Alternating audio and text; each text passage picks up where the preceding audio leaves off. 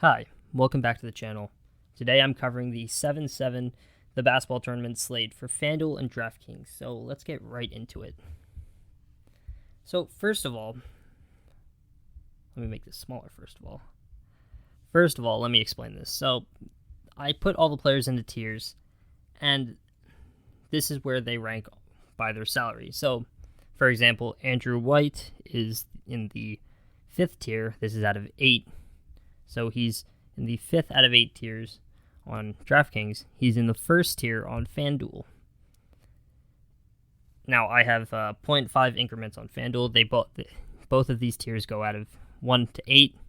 And on the right, you can see their plus minus on the website. So on FanDuel, Andrew White is 4 less than he is on DraftKings. On DraftKings, he is 4 more than what he is on FanDuel.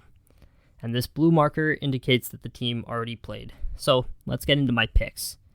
The 3 guys that you should keep an eye on, or you should have in your lineup, are Marcus Keene, Brandon Trish, and Malachi Richardson, especially on FanDuel.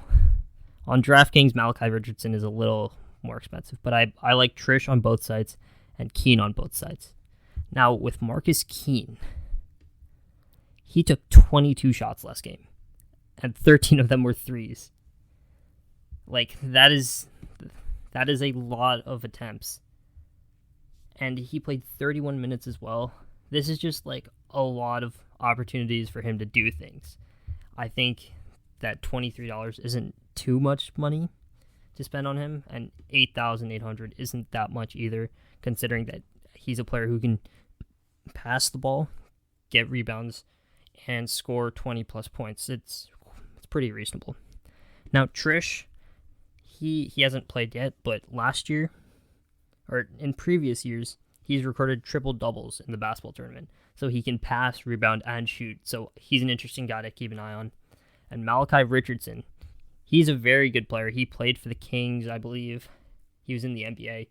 He's a solid all-around player, and his pricing on DraftKings is reasonable, but his pricing on FanDuel is not.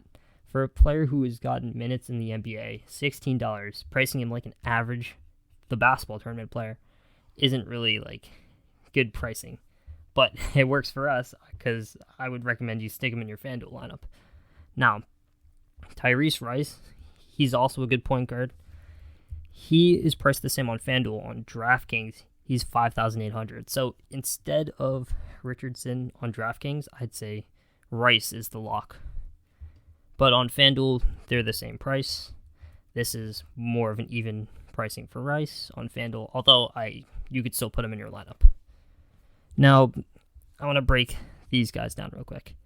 So, Dentman, I think he's overpriced on both sites, but there is a cheap play that I like at the bottom of this list that if you can fit him in and everyone else you like in, then Dentman's a decent option. I don't think he's worth $20, but if he was $18, I'd be happy about it. This is a little too expensive, same with $8,600, but like if he was a little cheaper, I'd like that. I'll be honest, I don't know anything about Eric Devendorf, but his pricing seems a little too steep. One guy that I really liked was Diamond Stone. Not on DraftKings, 19's a little expensive, but on DraftKings, $5,600. He's ranked like a bottom tier DraftKings salary player. Not a bottom tier, but a below average, which doesn't make sense because he's a big who can rebound, who can shoot, and who scored 32 fantasy points last game. If you had him in your lineup, you probably made money last slate. Another guy I want to talk about is Isaac Haas. Now, I like him as a basketball player, but he doesn't really get fantasy points.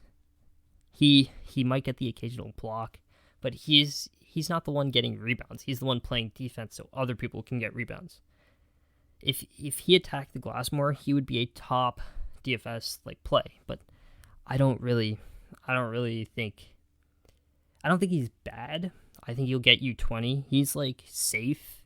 You know he's going to get you some production, but he's not going to get you, I don't think he's going to get you over 30 ever. But I like him if that player that I'm talking about in the future who's going to give you extra salary room gives you enough room for Haas, then you should play him too. Creek is very interesting because although on FanDuel and DraftKings he was priced very highly last slate, he was $23, I believe, on FanDuel. He scored 20 points, which isn't bad. That's solid production. I looked at his box score. No turnovers, but no blocks or steals either. It was a pretty decent, solid game, and Marcus Keene kind of went off that game. Considering they're on the same team, that he probably just gave the ball to Keene, he was going off. But his price on DraftKings, $5,100. They're saying he's a below average player, which I don't think so. 20.8 was probably lower for him than what he should have had. So I think that he could easily get 25 next game. Now, next, Octius. Jonathan Octius. Let's go to the stats.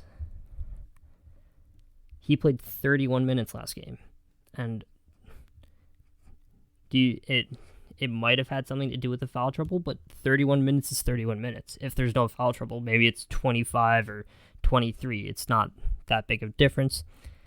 He was 1 for 5 from the field, so he could improve. He could definitely hit more shots, maybe more threes, get more turnovers. I mean, cause more turnovers, not get more. You already see that he can pass and rebound. Octius is a very solid play. Jamal Artis. Now, he's very expensive on DraftKings.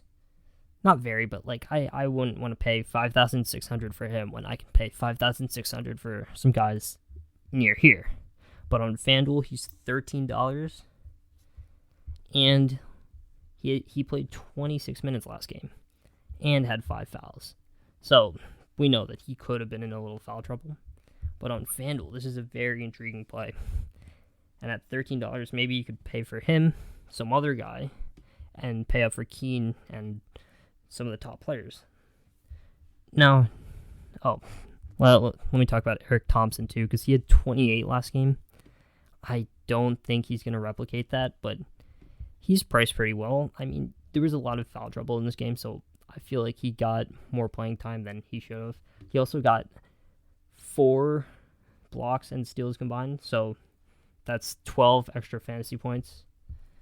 If you take that away, that's 16. Not really a good day. He gets blocks and steals. Makes it a really good day. So he's not bad, but I don't think he's going to replicate the blocks and steals. So he could get like 20, and I still like that on DraftKings for $4,600.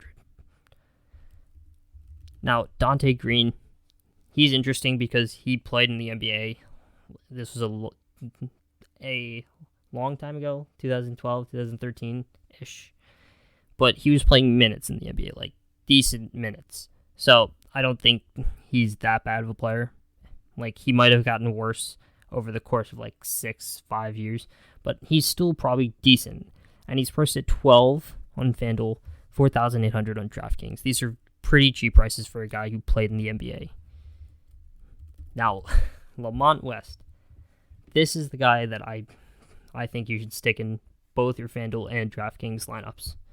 So, Lamont West, last game, I believe he was priced at like $15, $16 on FanDuel, and then similarly expensive on DraftKings.